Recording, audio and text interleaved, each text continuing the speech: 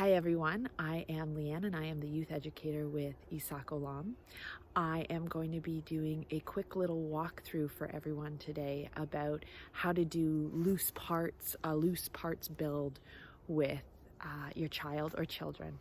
So I am here in the beautiful woods on a beautiful day today. As I'm sure you can see, it is just beautiful and green here. I always recommend starting with a nature walk. It helps children get some of their energy out.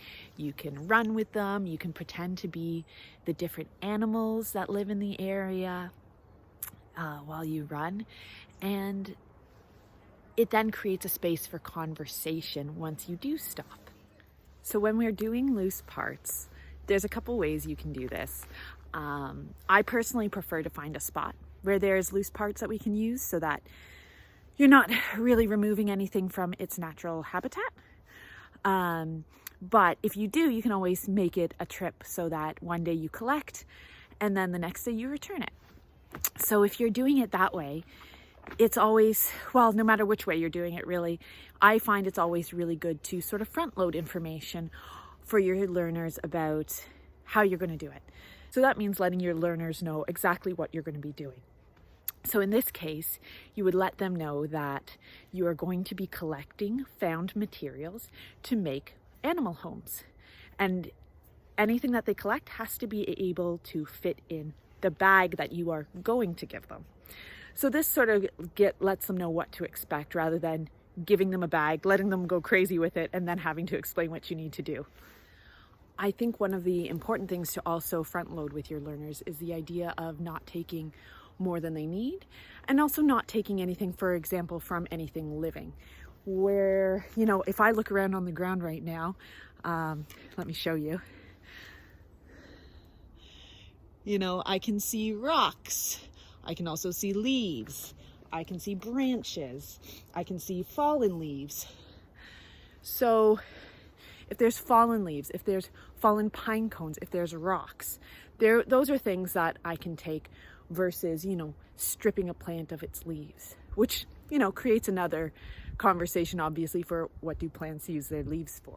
So now that you have front loaded that information with your children, your little learners, about not taking more than they need, not taking anything from a plant that is living, it's a great time to let them know what you're going to do, whether you have now brought the materials back to your house or your classroom, or you found a nice little clearing in the woods, kind of like this one. So again, before we let our children loose, we like to tell them about what we're going to do. So I usually like to start by having a conversation about what animals live in the place where you just visited. If you're on a beach, you might be talking about crabs, about the birds, you might be talking even about fish, or in some places you might talk about beavers or otters, muskrats, those types of animals. So it ends up being a conversation about what lives in this space, who calls this space home, and what do they need to make it home. So there's shelter, water, food, and all those sorts of things that an animal needs in order to survive. And I think that opens up another conversation as well for what do humans, who are also animals, what do we need to survive and thrive? So now, before you begin building, I think it's always important to go over, especially if you have children who are going to be using some larger sticks, and we all know the large sticks are the fun ones, just about what we do with the loose parts that we have. For example, do we throw rocks? No, we don't throw rocks. If we have a big stick, are we going to walk around and swing it around? No, we won't do that because we have friends who we might hurt. So if we have a big stick and we're carrying it by ourselves, what are we going to do? We're going to carry one side under our arm, and the other end is going to be dragging on the ground. Or you have a friend and you take one end and they take the other end, and that way you know that you aren't going to hit any of your friends while you are carrying or working with any of these materials. So then lastly, I think this is usually a great time to split into pairs, triples, depends on your group size, and let them decide amongst themselves what animal that lives locally that they are going to build a home for.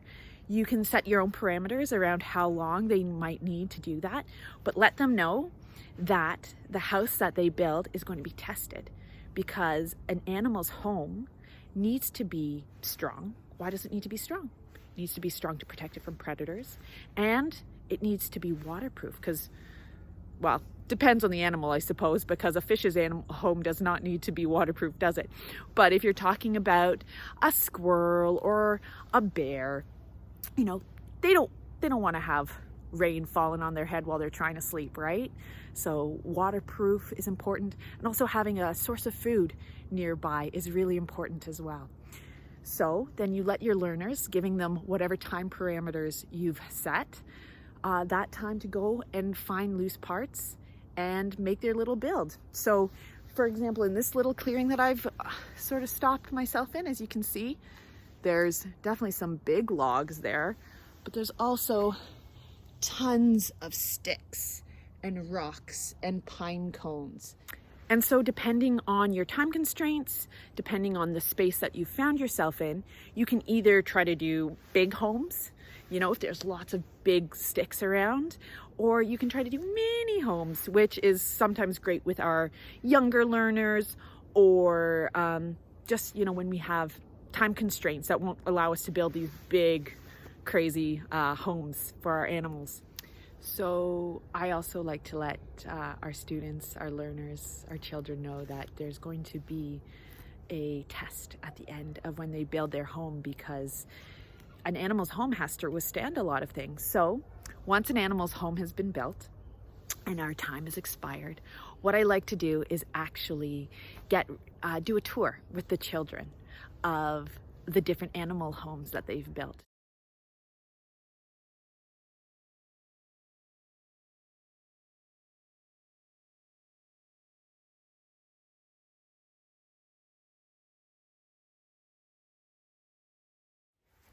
So if you have water nearby, we will test the animal's home for how waterproof it is. I like to stick a piece of paper in it and then dump water on top to see if that paper gets wet. How waterproof is that house? And then of course a house needs to be strong because it has to withstand all the elements. So I will usually, depending on the size of the house, I might lean on it if it's a really big structure. If not, I might sort of push my foot on it. And then lastly, an animal's home needs to withstand a predator attack, right? So this is usually the fun part that a lot of kids like, but it's really important to first have them stand well back from the house and get an appropriate size rock, for example, for based on the size of the homes. You know, you might get something really big if you've got full-size homes, or if you are doing mini homes, maybe you'll use something this size, something like that. But what you do is you have everyone stand back, yourself included, and you toss that rock at the home, and that is your predator attack. And did the home withstand it? So that's kind of how you do loose parts. Certainly I find it works really well with building animal homes and creating conversations around what animals need to survive, what we all need to survive. You know, it can pull in elements of food, forest, healthy environment,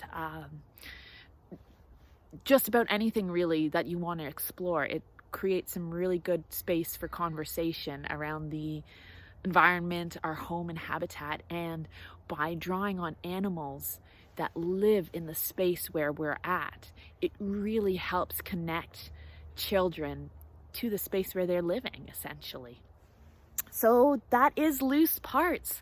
I hope this video has been informative, and if you ever have any questions or want some clarification, please feel free to drop us an email or contact us on Instagram or Facebook, and we will get back to you as soon as we can. I hope that was helpful, and I hope you have fun exploring loose parts, animal homes, and just getting outside and enjoying nature together with your little ones.